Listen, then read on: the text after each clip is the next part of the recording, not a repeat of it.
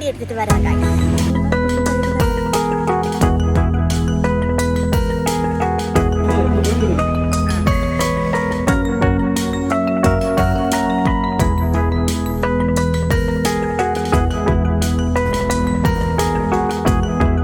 Hello guys, welcome back to my YouTube channel. എല്ലാവരും സുഖമായിട്ട് അടിപൊളിയായിട്ടിരിക്കുകയെന്ന് വിചാരിക്കുന്നു. എനിക്ക് അത്ര അങ്ങോട്ട് സുഖമില്ല, വേറെ പ്രശ്നമൊന്നുമല്ല കേട്ടോ, വയ്യ. കുറച്ച് ദിവസമായിട്ട് മഴ നനഞ്ഞതിൻ്റെ എഫക്റ്റായി ജലദോഷം, പനി, ചുമ എല്ലാം ഉണ്ട്, പീരീഡ്സ് ഉണ്ട്. അപ്പം ഒരു കോംബോ ആയിട്ട് എല്ലാം കൂടി ഒരുമിച്ച് വന്നപ്പോഴത്തേക്കും ഡെഡായിരിക്കുവാണ്. പക്ഷേ today is A very special, very happy day. എനിക്ക് ഹെൽത്ത് ഫിസിക്കലി അത്ര ഓക്കെ അല്ലാന്നുണ്ടെങ്കിലും മൈൻഡ് വൈസ് ഞാൻ മെൻ്റലി ഭയങ്കര ഹാപ്പിയാണ്. കാരണം ഇന്നൊരു സ്പെഷ്യൽ ആണ്. തമിഴിൽ നിങ്ങൾക്ക് മനസ്സിലായിട്ടുണ്ടാവും, നമ്മൾ ഇന്നൊരു പുതിയ കാർ എടുക്കാൻ പോവാണ് ഗൈസ്. Yes, ഫ്രോൺസിൻ്റെ car. അപ്പോൾ ഞാൻ എന്താ പറയുക, ഞാൻ നിങ്ങൾക്ക് റെഡി ആവുന്നതിൻ്റെ ഇടയിൽ ഞാൻ എൻ്റെ കഥകളൊക്കെ പറഞ്ഞുതരാം. അപ്പോൾ സംഭവം ഇന്ന് ഞാൻ ആക്ച്വലി ഇന്ന് രാവിലെ എത്തിയിട്ടുള്ളൂ. ഞാൻ ഇന്നലെ കൊച്ചിയിൽ പോയിട്ടുണ്ടായിരുന്നു. ഇന്നലെ കൊച്ചിയിൽ പോയിട്ട് ഇന്ന് രാവിലെ ഒരു 4:30 ആയപ്പോൾ എത്തിയതേ ഉള്ളൂ. ഇന്നലെ സോണിൻ്റെ ബർത്ത്ഡേ ആയിരുന്നു. അപ്പോൾ അവൾക്ക് സർപ്രൈസ് കൊടുക്കാൻ പോയി. നമ്മൾ നേരത്തെ ടിക്കറ്റ് എടുത്ത് പോകണമെന്ന് വിചാരിച്ചതാണ്. അപ്പം പിന്നെ വയ്യാതായതൊരു ഫാക്ടറായിട്ട് ഞാൻ പോകാണ്ടിരുന്നില്ല. പോയി അത് അടിപൊളിയായിട്ട് അവിടെ ആഘോഷിച്ചു. പക്ഷേ ട്രാവലും കൂടെ ഒക്കെ ചെയ്തിട്ട് വന്നപ്പോഴത്തേക്കും പകുതി ഉയരുണ്ടായിരുന്നത് അത്രയും കൂടി കുറഞ്ഞു. എനിക്ക് ഒട്ടും വയ്യ, എനിക്ക് സംസാരിക്കുമ്പോഴും ബ്രീത്ത് കിട്ടുന്നില്ല. ഓക്കെ, പക്ഷേ നമ്മൾ ഇന്ന് റെഡിയായി പോകണം. എൻ്റെ മുടിയാണെങ്കിൽ ഫുൾ ഒരുമാതിരി ഇരിക്കുകയാണ്. ഇതെങ്ങനെ ഞാൻ സ്റ്റൈൽ ചെയ്തെടുക്കുന്നത്, എങ്ങനെ മുടി കെട്ടുന്ന പോലെ എനിക്ക് അറിഞ്ഞൂടാ. പിന്നെ കുളിക്കാൻ ഞാൻ നിൽക്കുന്നില്ല കേട്ടോ. കുളിച്ചാൽ എനിക്ക് പനിയും ചുമയും കൂടും. അതുകൊണ്ട് നമ്മൾ ഈ ഒരു കോലത്തിൽ നമ്മൾ ഇന്ന് റെഡിയായി ഒരു കുഴപ്പമില്ലാത്തൊരു കോലത്തിലെത്തണം. വലിയ രസമൊന്നും ആവുമെന്ന് എനിക്ക് തോന്നുന്നില്ല ഞാൻ ഇന്ന് റെഡി ആയാലും. ഓക്കെ, അപ്പോൾ ഞാൻ നിങ്ങൾക്ക് ഇന്നിടുന്ന ഡ്രസ്സ് കാണിച്ചു തരാം. അപ്പോൾ ബാക്കിയെല്ലാം കാണിച്ചു തരാം. So once again welcome back to my YouTube channel.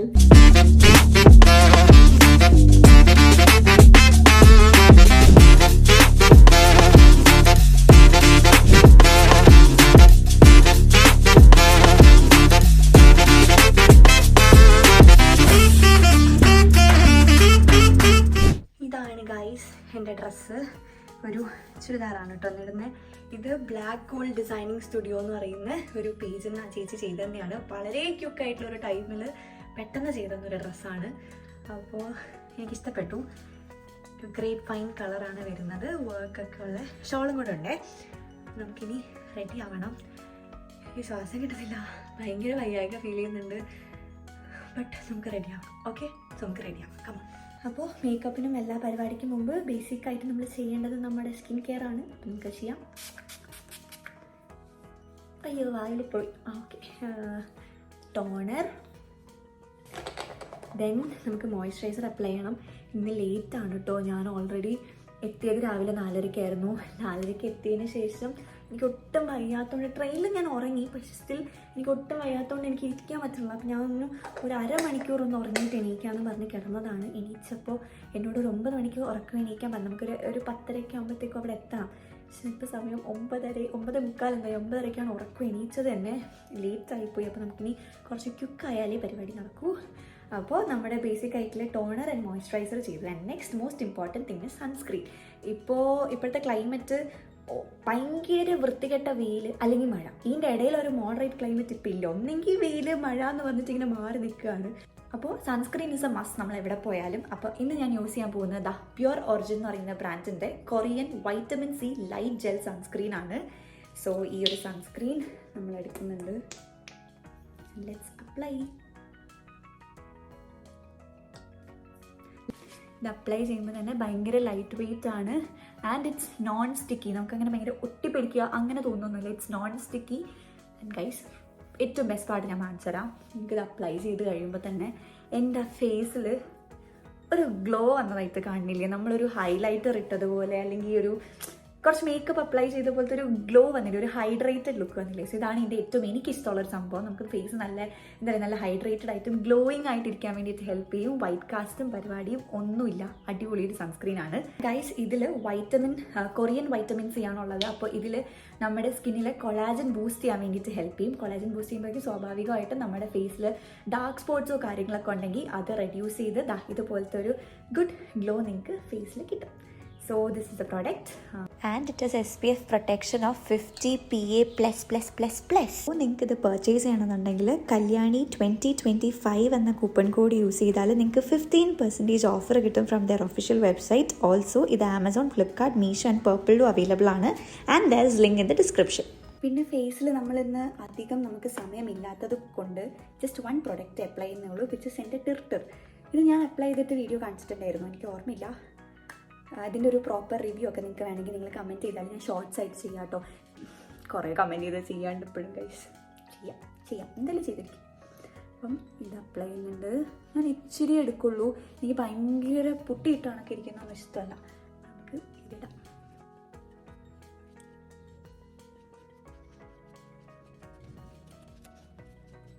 കുറച്ച് ബ്ലഷ്. അയ്യോ ചുക്കി വന്നേ ചുക്കി. ഓൾറെഡി എനിക്ക് ഭയങ്കര തുമ്മലാണ്.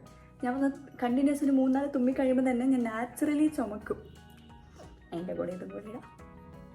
ശരി, എക്സ്ട്രാ നാച്ചുറലായിട്ട് ഇരിക്കട്ടെ അല്ലേ.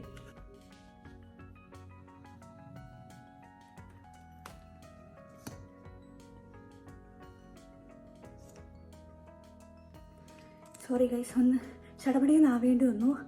കാരണം നമുക്ക് സമയമായി. എനിക്ക് അമ്മയുടെ നിന്ന് കിട്ടി, അച്ഛൻ്റെ കിട്ടി, ലേറ്റായി.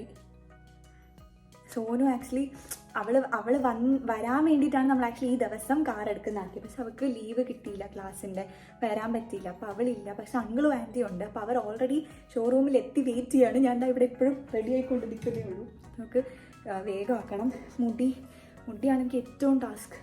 എനിക്ക് കുളിക്കാൻ പോലും പറ്റാനുള്ള ഭയങ്കര ഒരുമാതിരി ഓയിലി ആയിട്ട് കിടക്കുവാണ്. ഞാൻ ജസ്റ്റ് ഫ്രണ്ട് ഈ ഒരു പോർഷൻ മാത്രം ഇച്ചിരി ഒന്ന് കേൾ ചെയ്തിടാമെന്ന് വിചാരിച്ചു. അത്രേ ഉള്ളൂ. ഞാൻ വേറെ ഒന്നും ചെയ്യുന്നില്ല. എന്തായാലും എനിക്ക് വലിയൊരു സാറ്റിസ്ഫാക്ഷൻ ഇല്ല ഞാൻ റെഡി ആയാലൊന്നും. കാരണം എത്രയൊക്കെ പറഞ്ഞാലും ഒരു വയ്യായിക മുഖത്ത് ഫീൽ ചെയ്യണോണ്ട് ആ ഒരു ഫ്രഷ്നെസ് കിട്ടണല്ലോ. ഞാൻ മേക്ക് ഇറ്റ് ക്വിക്ക്. ഹെയർ സ്റ്റൈലിങ്ങിൽ ഞാൻ ഭയങ്കര ബാഡാണ്.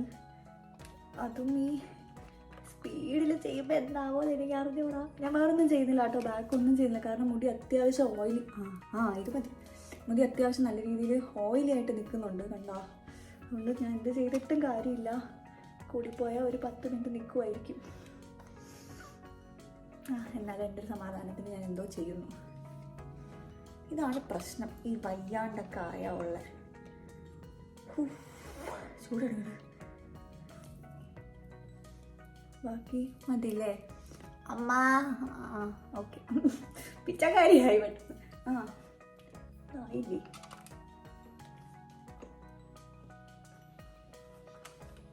ഞാൻ ഇനി ലേറ്റായാൽ ഇവർ ചിലപ്പോൾ എന്നെ കൊണ്ടുപോകാണ്ട് പോകും കേട്ടോ. ഇപ്പോൾ വലിയ കുഴപ്പമില്ല അല്ലേ, ഇത് മതി. സോ ഗൈസ്, ഇതാണ് എൻ്റെ ഫൈനൽ ലുക്ക് ഫുള്ളായിട്ട് കാണിച്ചു തരാൻ വേണ്ടി കറണ്ട് പോയി. അപ്പം റൂമിൻ്റെ അകത്തുനിന്ന് കാണിക്കാൻ പറ്റുന്നില്ല. അപ്പോൾ ഞാൻ വേഗം ഇറങ്ങുന്നുണ്ട് കേട്ടോ. ഇനി ഞാൻ വ്ളോഗ് എടുത്തുകൊണ്ട് നിന്നാൽ ചിലപ്പോൾ വ്ളോഗ് എടുക്കാൻ ഞാൻ കാണില്ല. അമ്മേനെ കൊല്ലും. അവരെല്ലാവരും താഴെ വെയിറ്റ് ചെയ്യുന്നുണ്ട്. അപ്പോൾ നമ്മൾ വേഗം പോട്ടെ. നല്ല വെയിലുണ്ട് ഇപ്പം. ഓക്കെ, അപ്പം പോയി കാറൊക്കെ എടുത്തിട്ട് വരാം. എനിക്കിനി അങ്ങോട്ട് സംസാരിക്കാൻ പറ്റുമോ എടുക്കാൻ പറ്റുമോ എന്നൊന്നും അറിയത്തില്ല. കാരണം കാർ എടുക്കുന്ന സമയത്ത് എന്തായാലും അമ്മയാണെങ്കിലും എൻ്റെ അടുത്ത് നിൽക്കുമായിരിക്കും. അപ്പോൾ എനിക്ക് എടുത്തു തരാൻ ആരെങ്കിലും കാണോ, എടുക്കാൻ പറ്റുമോ, സംസാരിക്കാൻ പറ്റുമോ, അവിടെ എത്തുമ്പോഴത്തേക്കും എൻ്റെ ഇൻട്രോവേർട്ട് മോഡ് ഓൺ ആകുമോ, എനിക്കൊന്നും അറിയത്തില്ല. അപ്പം എന്തായാലും നമുക്ക് പോയി അവിടുത്തെ ഇതൊക്കെ ഞാൻ നിങ്ങൾക്കൊന്ന് പെട്ടെന്ന് കാണിച്ചു തരാം. Okay, so come. വണ്ടി എടുത്തിട്ട് വരാം ഗൈസ്.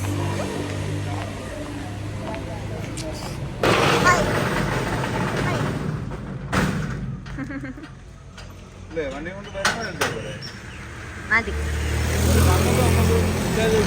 അനുപേട്ടൻ വന്നു, കൊച്ചൻ വന്നു, അച്ഛൻ, അമ്മ.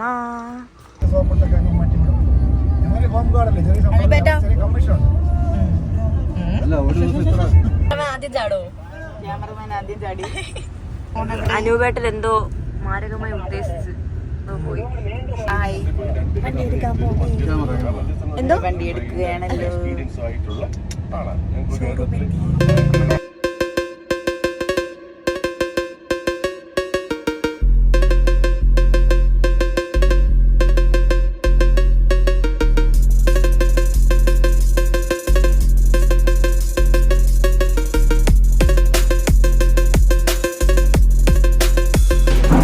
Uncle, hi.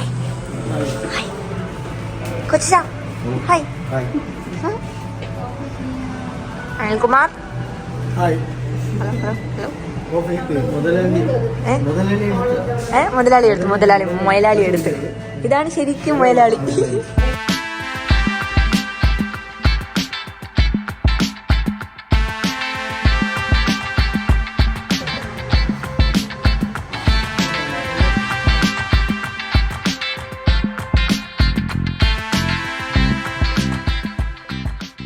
ഇതാണ് ആശാൻ.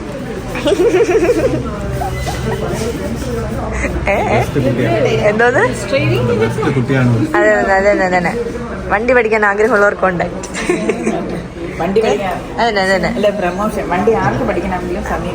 അതെ. Shao driving. അല്ല, ബ്ലാക്ക് ആദ്യം ബ്ലാക്ക് എടുത്തോ. എനിക്ക് ബ്ലാക്ക് ആണ് ഇഷ്ടം. എനിക്ക് എത്ര വണ്ടിയാണെങ്കിലും എനിക്ക് ബ്ലാക്ക് ആണ് ഇഷ്ടം. അപ്പൊ ആന്റി എന്നെ കൺവിൻസ് ചെയ്ത് ബ്ലാക്ക് മാറ്റി വൈറ്റ് ആക്കി വെച്ചു. സെയിം നമ്പർ കൂടെ ആയതുകൊണ്ട് ആന്റി പറഞ്ഞ് ദൂരെ നിന്ന് കണ്ടോ എല്ലാരും വിചാരിക്കും സെയിം വണ്ടിയാണ് വിചാരിക്കും. അപ്പൊ ഞാൻ ഇച്ചിരി പൊക്കം കൂടുതലാണ്. ഞാൻ പറഞ്ഞു വൈറ്റ് ആകുമ്പോൾ കുറച്ചുകൂടെ ഫോൺ അവിടെ.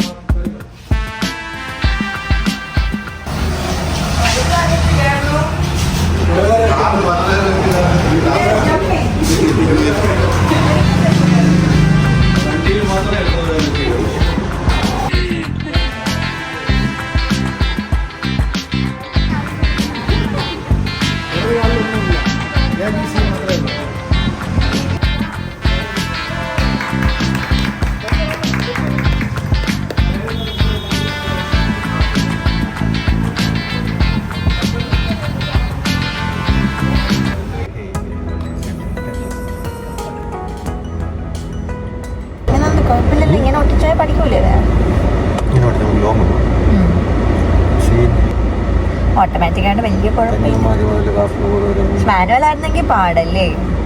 അതുകൊണ്ട് ആ സ്ട്രൈറ്റ് പോവാനുള്ളതല്ലേ? ഇതൊക്കെ കാലെടുക്കട്ടാ. ഫസ്റ്റ് റൈഡ് റിവ്യൂ പറഞ്ഞിട്ട് പോവും. ആദ്യം ഒന്ന് വിറച്ച് എന്നിട്ട് പിന്നെയും വിറച്ച് പിന്നെ വിറയിൽ കുറഞ്ഞു.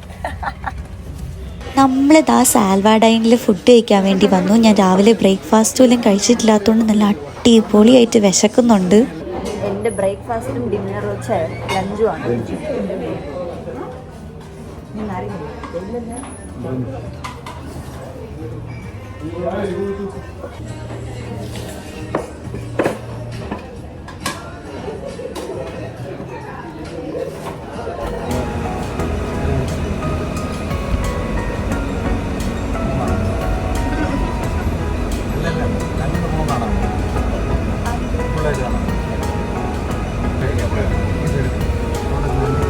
എവിടെ കൂടെ വന്നത്?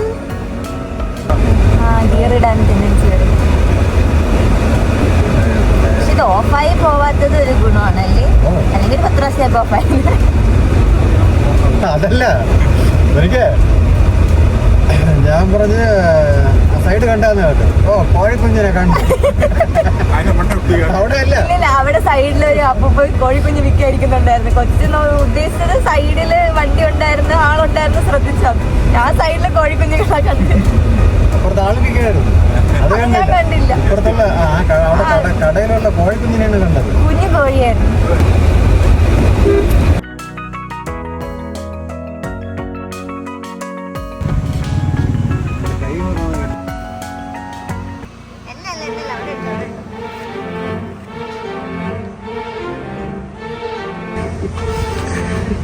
ചോറുണ്ടോ?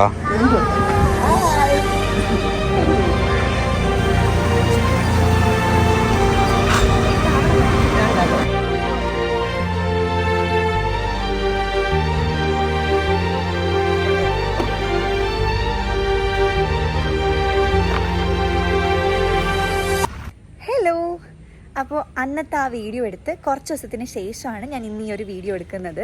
അന്നത്തെ ആ വീഡിയോ അന്ന് ഷോറൂമിൽ പോയി കാർ എടുത്ത് ഇവിടെ വന്നു കഴിഞ്ഞപ്പോഴത്തേക്കും എനിക്ക് ഒട്ടും വയ്യായിരുന്നു.